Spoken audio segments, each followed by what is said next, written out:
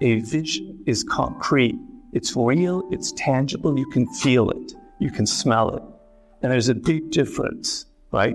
When the brain has something tangible and real, an object in its mind, it operates much better than if it's just like this kind of weird abstract idea that's so vague, it's hard to kind of really think of what it will be.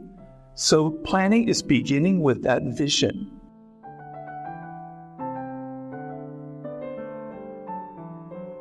When I was younger, I had the sad fate of life of actually working in Hollywood.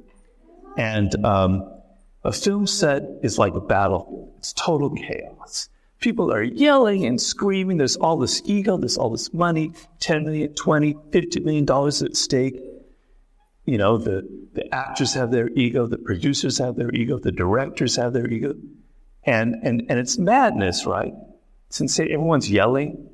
Well, there was this film director out there, my favorite film director. I don't know if you've heard of him. His name was Alfred Hitchcock. Very big. Okay, you older people know that.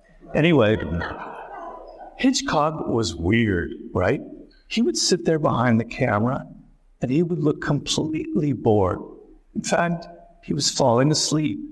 In fact, they would even hear him snoring as he sat behind the camera. He was so calm that people nicknamed him the Buddha.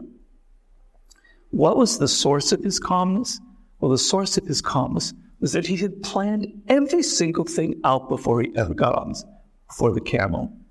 He began with a vision, an image of the film he was going to create, literally an image of what the whole thing would be like, kind of what we call a gestalt. And he thought, this is what the film will be.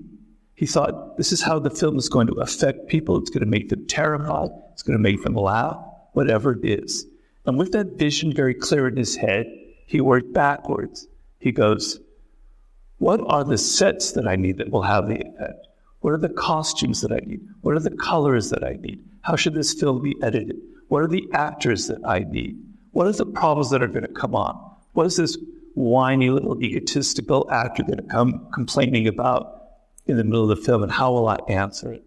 He had an answer for everything, okay? He even had this trick where he knew that the producer would come on set and go, Mr. Hitchcock, we're wasting too much money. I think you need to film the scene the following way. He would go, okay, yes, you're right, Mr. Producer, I agree. He would tell the cameraman to go film it that way, and there wouldn't be any film in the camera, right? So he had foreseen everything. And in the end, his film came out, and nothing in your life, nothing you plan will ever be 100% as you imagine. Usually it's like 5%. His films were like 20, 40, 50%, which made him great, which made him have his career that's long, extremely long. So that's planning for you. Now, I know that word planning sounds really boring. It sounds like taxes or I don't know what else. But actually, planning is the most exciting, should be the most exciting thing in the world. I don't think you understand really what planning is. I'm not criticizing you, but most people don't. Planning begins with a vision, an image. That's the best way people plan. Like he had a vision of the film. When Thomas Edison invented the electric light, he had an image in his head of the whole city of New York being lit. Henry Ford had an image in his head of what the assembly line would look like. Albert Einstein had an image in his head of a man racing ahead at the speed of light, right? Steve Jobs had an image in his head of the iPad, of an object that you would have in your hand, the feel of it, how amazing it would be, had all that power. At the time it was just the iPod music, just in the palm of your hand. That's why they call people visionaries. It's not when you plan, it's not like you have an idea. An idea is abstract. A vision is concrete. It's real, it's tangible, you can feel it, you can smell it. And there's a big difference, right?